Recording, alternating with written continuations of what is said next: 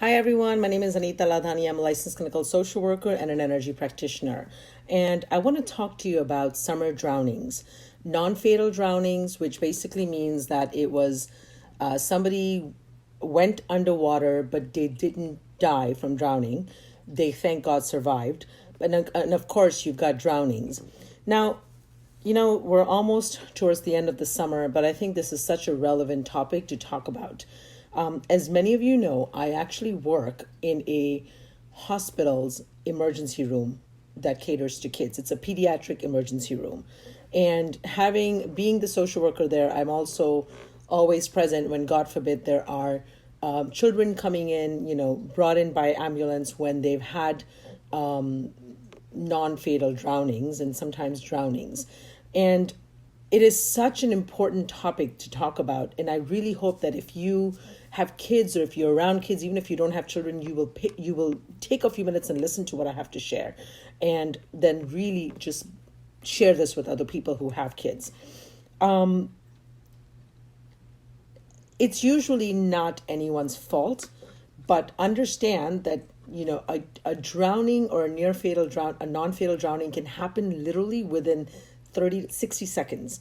I've seen incidents where usually the parents or the caregivers are right by the pool side, and the child slips in, and because it's the summer, you're watching, you're enjoying, there's usually music going on, you're barbecuing, people don't realize the child was in the water. Sometimes they've been underwater, for a couple of minutes, they've swallowed a lot of water in their lungs, and they bring the child back out, they call 911, the child will even throw up. But a lot of sometimes damage can be done. I've heard of incidents, where the family has gone to visit a friend's house, and they didn't realize that their 3-year-old, 4-year-old, 5-year-old, whatever, was able to unlock the door and walk out into the backyard where there was a pool. Now, ideally, whoever has a pool should have a safety fence surrounding the pool, exactly to prevent drownings. But you know what? It happens. Parent was in the bathroom, a parent was looking away for a second, and the child got out. And next thing you know, the child is at the bottom of the pool and, brought in by rescue, the parents do CPR, whatever. I know this too well because unfortunately I've lived this with both my children. I was invited. I remember when my now 21-year-old was only 4 years old, not even 3.5, 4 years old, and he was just learning to swim.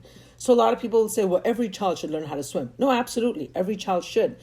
But that's not enough to prevent near drownings or prevent drownings, because what happens is kids, especially when they're younger, once they swallow water, first of all, they get scared, they get tired really easily, and the parents are not even usually aware that something is wrong, which was what happened in my case. I had attended a friend's birthday party. I was watching my child. He insisted on going in, and he was learning how to swim. He could float. So I put floaties on him, and I let him go, and I'm watching him. And I see him doing, waving his hands like this, and I'm going, okay, he's having a good time. Next thing you know, he's floating on his back, and I'm going, okay. And mind you, I'm sitting watching my child. There's about 20 parents, bunch of kids in the pool. I'm watching. It's not like I'm out doing anything else. And my child, he was laying on his back. So something said, something's not right. Call him. So I asked a 12-year-old, said, hey, can you call my son? Because I'm calling him and he's not responding. So I'm thinking he's ignoring me.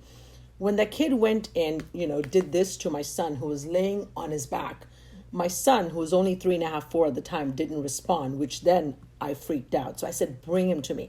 He brought me to me immediately. I saw that his lips had turned purple and his eyes were pretty much back in his head.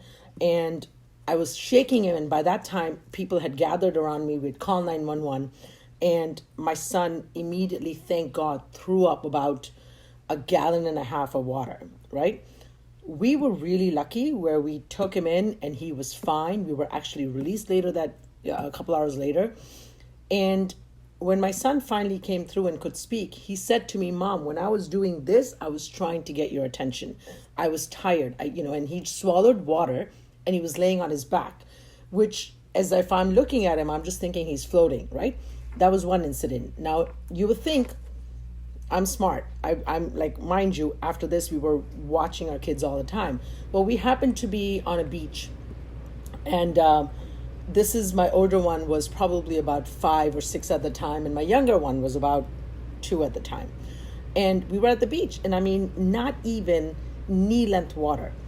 And I was right there playing. And my husband goes, "Where's the younger one?"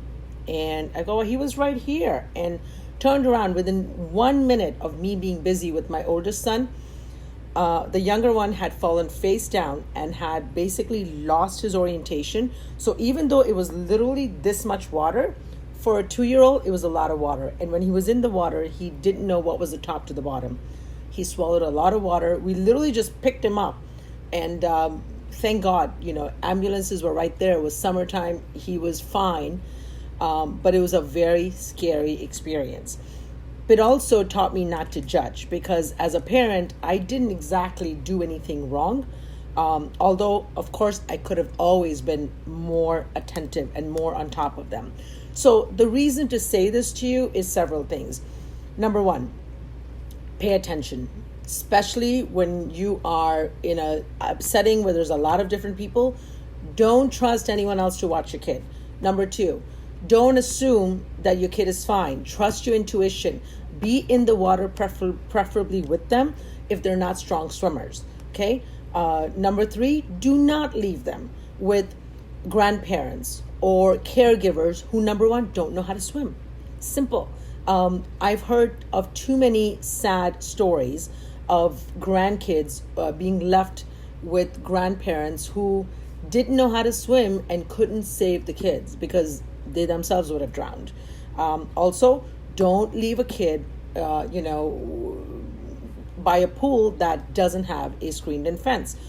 Be extra careful if you're by a lake or the beach. Again, if this helps even one person, it's worth it. So please, just be alert. That's all I'm asking. Take care. Love and light. God bless. Bye-bye.